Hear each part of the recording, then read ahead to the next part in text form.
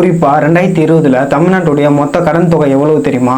4,85,000 கோடி ரூபாய் மட்டும்தான். அப்போது இருந்த மக்கள் தொகை 7,64,00,000 பேர். இந்த மக்கள் தொகை கூட ஸ்ப்ரெட் பண்ணோம் அப்படின்னா ஒரு தனிநபருடைய கடன் கிட்டத்தட்ட 67,000 ரூபாய் மட்டும்தான்.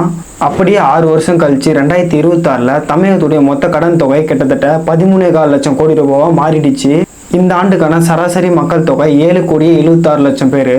இது கூட ஸ்ப்ரெட் பண்ணோம் அப்படின்னா 1,69,800 ரூபாய் தமிழகத்துடைய தனிநபர் கடனாக இருக்குது. இந்த 6 ஆண்டுல 67,000 ரூபாய் மட்டும் இருந்த தனிநபர் கடன் கிட்டத்தட்ட 1,69,000 ரூபாய் மாறி இருக்குது. அதாவது 1,02,000 ரூபாய் இன்க்ரீஸ் ஆயிருக்கு. இதுக்கான முக்கிய காரணங்கள் என்ன அப்படின்ற ஃபுல் டீட்டெயில்ஸை இந்த வீடியோல கிளியரா பார்க்கலாம். 2018 குளோபல் ஃபினான்ஷியல் கிரைசிஸ் என்ன சொல்றாங்க அப்படின்னா, நிதி நிறுவனங்கள்ல வீழ்ச்சியை தடுக்க, பொருளாதாரத்தை மீட்டெடுக்க பல உலக நாடுகள்ல கிட்ட இருந்து பில்லியன் கணக்கில் கடன் வாங்கினாங்க. கடன் வாங்கி மார்க்கெட்ல இன்வெஸ்ட்மெண்ட் பண்ண ஆரம்பிச்சாங்க. குறிப்பாக 2020 யாருமே எதிர்பார்க்காத விஷயமா கொரோனா பெருந்தொற்று ஆரம்பிச்சிச்சு. வரலாறு காணாத லாக்டவுனில் பிஸ்னஸ் க்ளோஸ் ஆச்சு.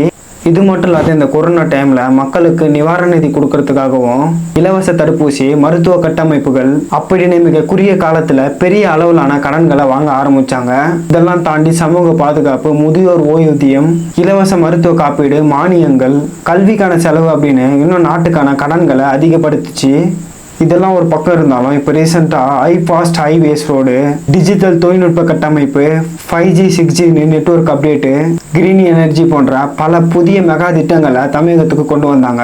இதற்காக பல்லாயிரக்கணக்கான கோடிகளை கடன் வாங்க ஆரம்பிச்சாங்க. இதற்கான செலவுகள் குறிப்பாக 2020 கம்பேர் பண்ணும்போது 20-30% அதிகரிச்சிச்சுன்னு சில ஆய்வுகள் சொல்லுது.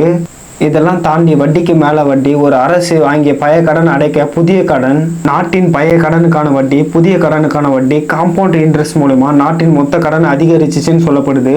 இதெல்லாம் ஒரு பக்கம் இருந்தாலும் நாட்டில் உழைக்கும் இளைஞர்கள் குறைந்து வரி வருவாய் கொஞ்சம் கொஞ்சமா கம்மியாகுதுன்னு சொல்றாங்க.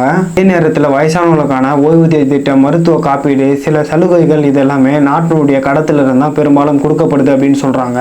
மொத்த உள்நாட்டு உற்பத்திலையும் உழைக்கும் திறமையும் பொருளாதார வளர்ச்சியும் நம்ம நாட்டுக்கிட்ட நிலையா இருந்துச்சு அப்படின்னா இதெல்லாம் யூட்டிலைஸ் பண்ணிடலாம் அப்படின்னு சில ஆய்வுகள்ல சொல்லப்படுது.